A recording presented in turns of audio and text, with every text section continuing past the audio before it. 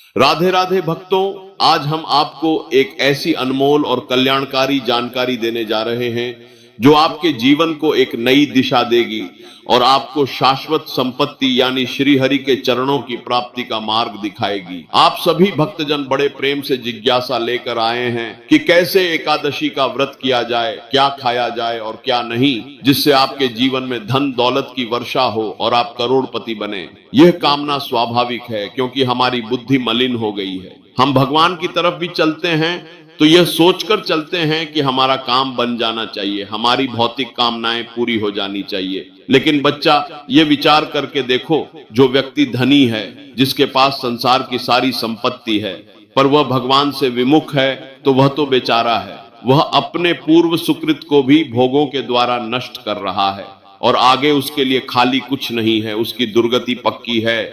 यदि आप आज भले ही गरीब दिखाई देते हो, भले ही आपके पास सब संपत्ति ना हो, लेकिन आप भगवान के आश्रित हो, तो आपके पास वह संपत्ति आ रही है जो कभी नष्ट नहीं होने वाली, सदा आपका मंगल करने वाली है। थोड़ा धैर्य पूर्वक रहो, क्योंकि भगवान मंगल भवन है, अमंगल हो नहीं सकता।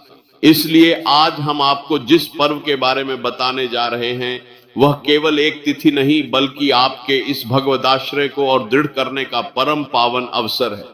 भक्तों, पंचांग के अनुसार कार्तिक मास के शुक्ल पक्ष की एकादशी को देव उठनी, देवोत्थान या प्रबोधिनी एकादशी कहते हैं। यह वह मंगलमय दिवस है जब सृष्टि के पालक भगवान विष्णु क्षीर सागर में अपनी 4 मास की योग निद्रा से जागते हैं और पुनः सृष्टि के संचालन का कार्यभार संभालते हैं।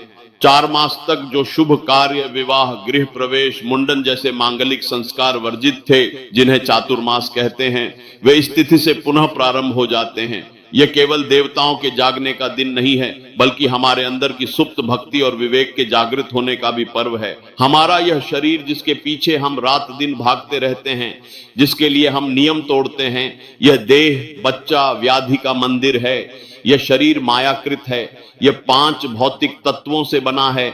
यह तो माता पिता का निमित्त मात्र है, रचना तो भगवान की है।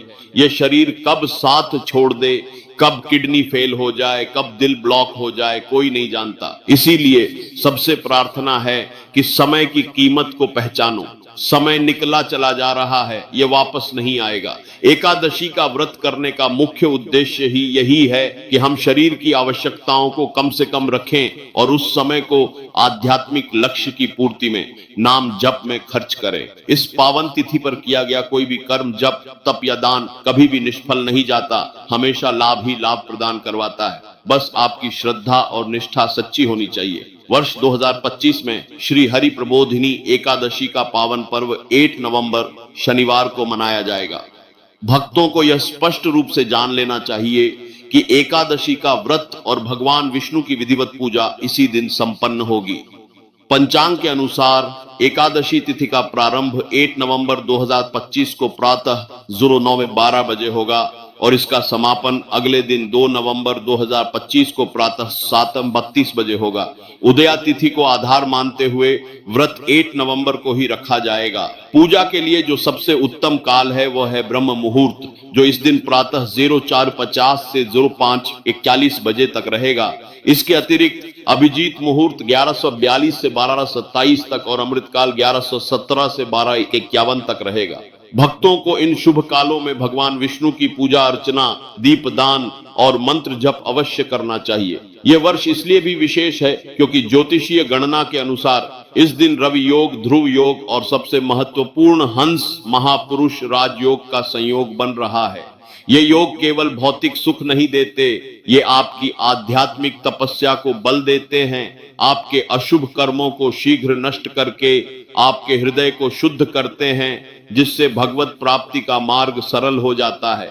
बच्चा, व्रत का पूर्ण फल प्राप्त करने के लिए द्वादशी तिथि पर सही समय पर व्रत खोलना यानी पारण करना अत्यंत आवश्यक है। एकादशी व्रत का पारण अगले दिन 2 नवंबर 2025 को दोपहर 11 से 03:23 बजे तक रहेगा। पारण की विधि भी सात्विक होनी चाहिए। द्वादशी की सुबह जल्दी उठकर स्नान आदि से निवृत्त हों, घर और मंदिर की सफाई करें, सूर्य को अर्घ्य दें, इसके बाद विधि विधान से भगवान विष्णु और माता लक्ष्मी की पूजा करें, विष्णु चालीसा और मंत्रों का जप करें। सबसे महत्वपूर्ण, भगवान को सात्विक भोजन का भोग लगाएं और भोग में तुलसी के पत्ते अवश्य शामिल करें। प्रसाद वितरण करने के बाद ही व्रती को स्वयं प्रसाद ग्रहण करके व्रत का पारण करना चाहिए, अन्यथा व्रत अपूर्ण रह जाता है।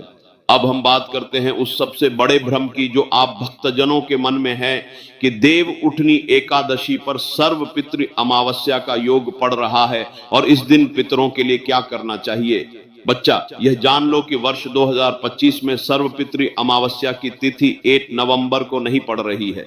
सर्वपितृ अमावस्या का पर्व 21 सितंबर 2025 को था। देव उठनी एकादशी का दिन भगवान विष्णु को समर्पित एकांत भक्ति का दिवस है। इस दिन हमें केवल श्री हरि की पूजा, नाम जप और तपस्या पर ध्यान केंद्रित करना चाहिए। यद्यपि अमावस्या पर पितरों के लिए तर्पण, पिंडदान और श्राद्ध जैसे कर्म किए जाते हैं, एकादशी पर हमें शुद्ध वैष्णव व्रत का पालन ही करना चाहिए।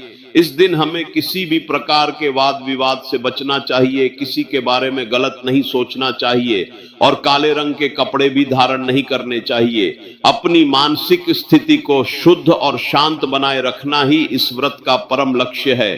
और भक्तों, आपको उस चेतावनी पर भी ध्यान देना होगा जहां कहा गया था कि कुछ गलत खाने से घर में मृत्यु भी हो सकती है। यह भय नहीं, यह आध्यात्मिक सत्य है। मृत्यु तो अटल है, शरीर तो कभी भी साथ छोड़ सकता है, लेकिन यहाँ जिस मृत्यु की बात हो रही है वह है आपके भजन की मृत्यु, आपके तप का फल नष्ट हो जाना। क्रोध बहुत हानिकारक है, यह तत्काल आपके भजन के फल को क्षीण कर देता है, आपके तप को नष्ट कर देता है। क्रोध आता क्यों है? क्रोध द्वेष से होता है और द्वेष की उत्पत्ति राग, ममता से होती है। जब हम किसी वस्तु, व्यक्ति या स्थान में राग रखते हैं और वह हमारे अनुकूल व्यवहार नहीं करता या हमारी कामना की पूर्ति नहीं होती तो हमें क्रोध आ जाता है। इसमें हमारी ही त्रुटि है। यदि कोई आपको गाली भी दे तो आप उसे प्रभु की इच्छा मानकर स्वीकार करो। यह सोचो कि यह मेरा कोई प्रारब्ध है या मेरे प्रभु ही मेरे हृदय को मजबूत कर रहे हैं। इसीलिए एकादशी पर तामसिकता का त्याग केवल भोजन तक सीमित नहीं है, बल्कि मन के क्रोध, राग और निंदा का त्याग भी परम आवश्यक है। एकादशी का व्रत सात्विक आहार और कठोर अनुशासन का पालन करने का आदेश देता है। इसीलिए इस दिन कुछ वस्तुओं का सेवन पूर्ण रूप से वर्जित है, क्योंकि वे शरीर में रजस और तमस गुण बढ़ाते हैं जो आपके मन को चंचल और अशांत बना सकते हैं। पहली और सबसे महत्वपूर्ण बात, एकादशी के दिन चावल और अन्न का सेवन भूलकर भी न करें। अन्न के साथ साथ मांसाहार, अंडे, मछली, मुर्गा या किसी भी प्रकार के मांस का सेवन पूर्ण रूप से निषिद्ध है, क्योंकि यह आपकी आध्यात्मिक उन्नति में रुकावट डालता है। इसी तरह प्याज और लहसुन का सेवन भी नहीं करना चाहिए। शास्त्रों में इन्हें तामसिक गुणों से भरपूर माना गया है जो आपके मानसिक संतुलन को प्रभावित कर सकते हैं और भक्ति में विघ्न उत्पन्न कर सकते हैं। इसके अलावा खट्टे पदार्थ जैसे आम, इमली, दही और अत्यधिक खट्टे फलों का सेवन भी इस दिन नहीं करना चाहिए, क्योंकि खट्टा भोजन भी तामसिक गुणों को बढ़ाता है। और भक्तों, सबसे महत्वपूर्ण नशे से संबंधित पदार्थ शराब, तंबाकू, गुटखा, मादक द्रव्यों आदि का सेवन करने से बचना चाहिए, क्योंकि ये व्रत की पवित्रता को बिगाड़ सकते हैं और आपकी भक्ति की शक्ति को नष्ट कर सकते हैं। यदि कोई व्यक्ति वृद्ध है या अस्वस्थ है तो वह फलाहार से यह व्रत कर सकता है। सात्विक आहार में ताजे फल जैसे केला, सेब या नारियल, दूध, शकरकंद, सिंघाड़ा और आलू, सेंधा नमक, काली मिर्च और अदरक के साथ शामिल हैं। यदि कुछ ताजगी या स्वाद चाहिए तो आप हल्के मीठे फल जैसे केला या सेब का सेवन कर सकते हैं, जो आपके शरीर और मन को भी शांति प्रदान करते हैं। याद रखो बच्चा, हर स्थिति में तुम्हारा मंजीरा बजने से रुके ना। इस कवच को धारण करके रखो, राधा राधा, फिर किसी बात का भय नहीं रह जाएगा। भक्तों, आप सभी यह जानना चाहते हैं कि धन दौलत की वर्षा के लिए किन चीजों का दान करें, लेकिन दान का वास्तविक मर्म समझो। दान का उद्देश्य धन बढ़ाना नहीं, बल्कि उस वस्तु, धन या अन्न से अपनी ममता, राग को तोड़ना है। जिस वस्तु में हम ममता करते हैं वह हमें बांधती है और हमारी दुर्गति का कारण बनती है। जब हम उस वस्तु का दान कर देते हैं तो हम उससे अपनी ममता तोड़ते हैं, जिससे वह वस्तु अब हमारी सद्गति का कारण बनती है। यदि आप निष्काम होकर प्रभु से मांगेंगे भी तो भगवान उस संसार में स्वयं बीच में आकर आपका कल्याण करेंगे और अपनी कृपा भी साथ में देंगे। देव उठनी एकादशी के दिन किए जाने वाले दान को श्रेष्ठ माना गया है। पहली चीज है चावल का दान। धार्मिक मान्यता के अनुसार चावल अन्न का रूप होता है और इसका दान करने से घर में समृद्धि आती है और यह पापों का नाश करने में भी सहायक माना जाता है। दूसरी चीज है सफेद तिल का दान। तिल का दान करना एक बहुत पुरानी परंपरा है और ऐसा कहा जाता है कि भगवान विष्णु सफेद तिल से प्रसन्न होते हैं। जो लोग तिल का दान करते हैं उनके जीवन में भगवान की कृपा बनी रहती है और उन्हें शारीरिक व मानसिक शांति मिलती है। तीसरी चीज है आंवला का दान। आंवला एक ऐसा फल है जिसे आयुर्वेद में विशेष महत्व दिया जाता है और इसे जीवन का अमृत मानते हैं। आंवला दान करने से व्यक्ति के जीवन में भगवान विष्णु की कृपा बरसती है और यदि आर्थिक समस्याएं चल रही हों तो उनसे मुक्ति मिल सकती है। चौथी चीज है सरसों के तेल का दान। यद्यपि यह दान विशेष रूप से पितरों की कृपा प्राप्त करने और शनि दोष से मुक्ति पाने के लिए किया जाता है। धार्मिक मान्यता के अनुसार सरसों के तेल का दान करने से पितरों की आत्मा को शांति मिलती है और यदि कुंडली में शनि का प्रकोप हो तो उसके प्रतिकूल प्रभावों से राहत मिलती है। इसके अलावा मंदिर या गरीब लोगों में अन्न, वस्त्र या पीली चीजों जैसे पीले वस्त्र, फल या मिठाई का दान करना भी शुभ माना जाता है। पीली वस्तुओं का दान करने से धन लाभ का योग बनता है और प्रभु की कृपा से बिगड़े काम पूरे होते हैं। इसके अतिरिक्त आप सभी ने तुलसी के पौधे में एक खास चीज बांधने के लिए पूछा था। भक्तों, देव उठनी एकादशी के आसपास तुलसी के पौधे पर कलावा या मौली धागा बांधने की परंपरा है। कलावा एक रक्षा सूत्र के रूप में बांधा जाता है और तुलसी में कलावा बांधने का अर्थ है कि हम तुलसी माता जो लक्ष्मी का स्वरूप हैं से प्रार्थना करते हैं कि वे हमेशा हमारे घर में सुख, शांति और खुशहाली लाएं और जीवन के हर संकट से हमारी रक्षा करें। मान्यताओं के अनुसार तुलसी के पौधे के निचले भाग में कलावा बांधने से धन की देवी माता लक्ष्मी और भगवान विष्णु की कृपा प्राप्त होती है, जिससे आर्थिक समस्याओं से भी मुक्ति मिलती है। यह परंपरा घर के सभी सदस्यों के लिए खुशहाली और समृद्धि का संकेत मानी जाती है। लेकिन बच्चा, यह तभी फलीभूत होगा जब आप कलावा श्रद्धा और विश्वास के साथ बांधें और आपका आश्रय केवल प्रभु के चरणों में हो।